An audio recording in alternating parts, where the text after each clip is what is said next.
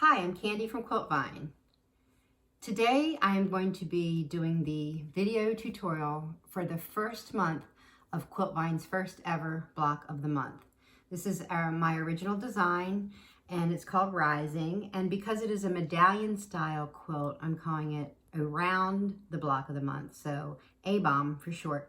So first of all, I'm going to show you what everybody will receive that has signed up for ABOM.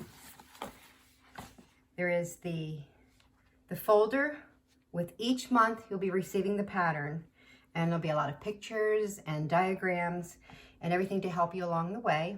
Plus, I'll be doing the video tutorial each month also. And I'm going to be showing you some of the things that I like to use as I'm going on. It's not necessary for you to use them, it's just some of the things that I like.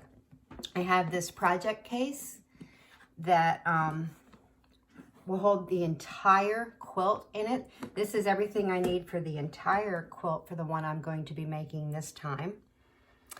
And to begin with, we cut all our fabrics like on page 1 in the directions. And once we have all our fabrics cut for the first month, then I have paired them up how I'm going to sew them. And then these, we're gonna be making half square triangles out of all of them. So I'm going to show you my favorite way to do half square triangles. My favorite way to do half square triangles is by using this diagonal seam tape. I think it's probably only been on the market for about a year. And as with all the things that I'm going to be showing to you today, they are going to be able to be purchased through Quilt Vine. So with the diagonal seam tape, the idea is to line up the red center line down the center from your needle. And this is really amazing if you have a large like sewing bed or sewing table, because you can do larger half square triangles. You can only do half square triangles like really honestly like the size of your sewing table or you know, the sewing bed that you have. So I'm lining this up straight out from the needle.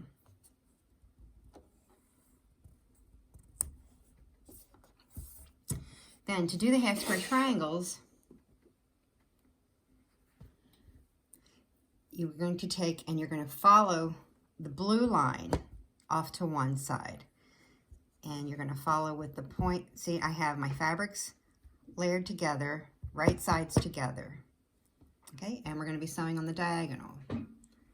So I probably should have a starter there just because of the way with that angle. I want to make sure that my needle's like the right height coming into that. So let me get a scrap down here to start. And you see, I don't have my 1/4 inch foot on. I have an open toe foot because I'm not doing a 1/4 inch. I'm sewing along that line. And I as always, like to have my needle down. So let's feed this in and see, I'm following, that point went on the line and this point is staying on the line.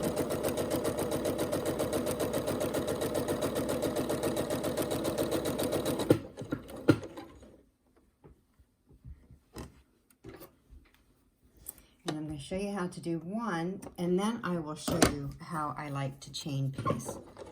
Let me get my ender in there again.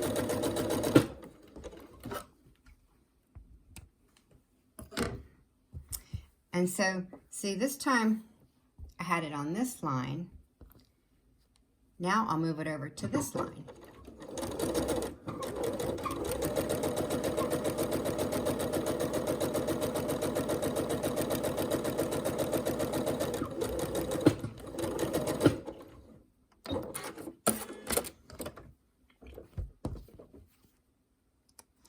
And then you simply cut between the two lines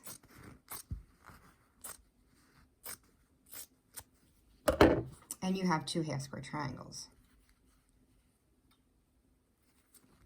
Now, if you prefer not, or if you don't have the diagonal seam tape, you can either draw lines on the back, which I'm sure you're all familiar with, and you can use your 1/4 inch foot and so forth. Now I'm going to show you, I'm just going to do a couple here, and I can show you like the easy way to chain piece it.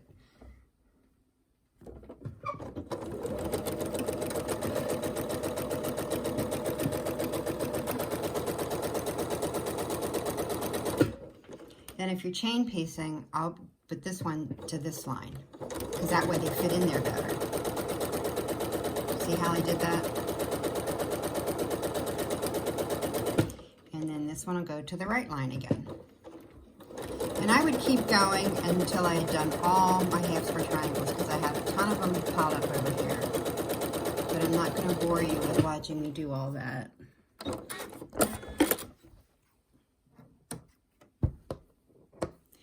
And now we'll come through with the other line. Just doing this quickly to show you. Again, now this one comes through the other side. See how I'm following that diagonal line, the points on the line. Now, in the directions we called to cut these squares 4 1/4 inches. So they're a little bit oversized because we're going to trim them down to 3 1/2. I used to cut them, what was it? It would have been 3 7/8, I think. But, no, it wasn't, I don't know, whatever. I used to cut them like it was some 1/8 of an inch. And then they were like really crazy. You couldn't trim them. Everything had to be so exact. And so this is the way that I do it now. So now we'll cut them in half down the center. And you can either cut it with the scissors like I showed you previously, or if it's probably quicker to do it with the rotary cutter. So we'll just cut a couple here. Get a bigger ruler.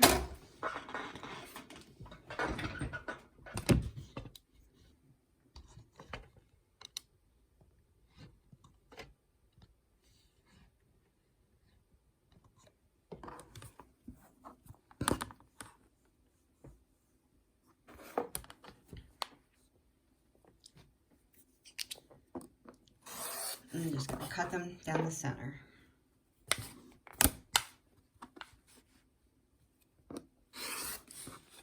Now I also like to trim off those little bunny ears before I press, generally. But since we're going to be trimming them down, I'm not going to be doing that because they'll come off when we trim up the blocks.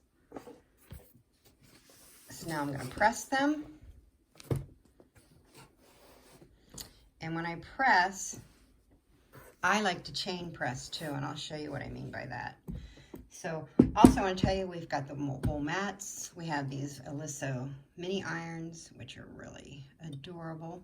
So we set the seam and then press back to the dark side, but there is really not a dark side. So what I'm doing here is we've kitted the A-Bomb, or Rising, the Around the Block of the Month. We've kitted that in 2 colorways. We've kitted it in K fabrics and I've kitted it in solid fabrics. For this demo, I didn't really want to do another one like I've already done because I've already got it in the solid and the cave. So I am doing this demo one in all neutrals, and then I'll probably use it for a wedding gift. Because I didn't want to do, also that, not that just that I didn't want to do one like I've already done, but I didn't want to demo it in the cave, and then the people that bought the solid, it'd be different for them. And then I didn't want to demo it in the solid because of the people that bought the cave. So I just thought, let's do something different. So now I've got enough here pressed. See how I like to chain press because it just really sets everything.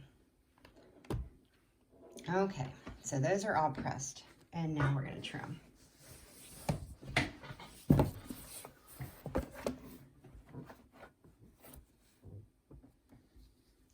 So to trim it up, we're trimming them up to 3 1/2 inches square. So honestly, the very simplest thing to do to trim them up to 3 1/2 inches square is to use a 3 1/2 inch square ruler, because it's the exact size and it has that diagonal line that I can lay right on my diagonal, and then I use a rotating mat, which just keeps everything really simple. So we're just going to lay that diagonal line there. And I'll trim.